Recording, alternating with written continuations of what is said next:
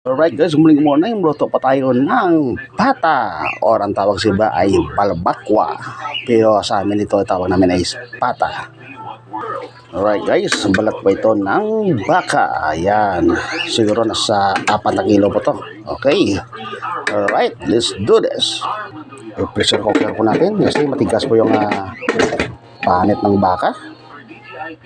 Okay, lock na po natin. Ayan. Fire's on. Alright. Palambutin po natin ng 1 oras. Let's do this. Isa tayo guys para sa pata natin. Alright. Mamaya ay malambot na yan. So, cooking oil, bawang at luya,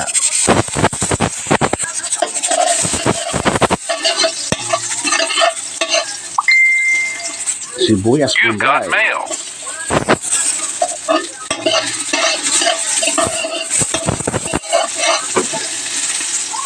kamatis,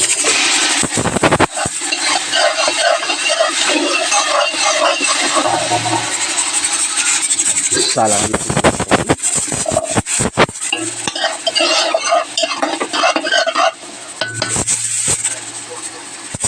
ayan rin natin yung tanglad.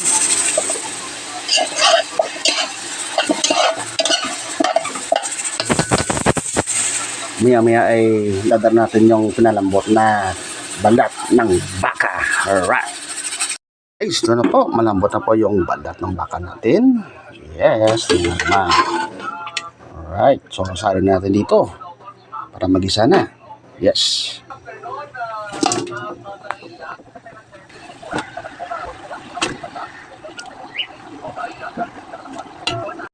Kaldo.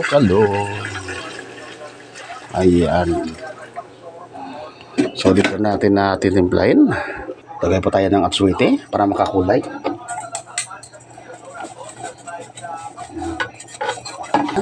Okay. Ayan. Alright. Dagdag na po natin yung pampalasa. Okay. Hintayin na po natin na kumulo. Yes. Mamaya ay solve na yan. Alright guys. Balikan natin mamaya. Takpan na muna natin. Yes. Pata. Balat po ito ng baka. Alright guys. Tingnan nyo naman. Yes. Napakalambot po nito. Oh. Ayan yung balat. Yes. Alright guys. Pata guys. Alright. Alright. Pata. Balat ng baka. Solve ko na naman. Yeah. Alright guys.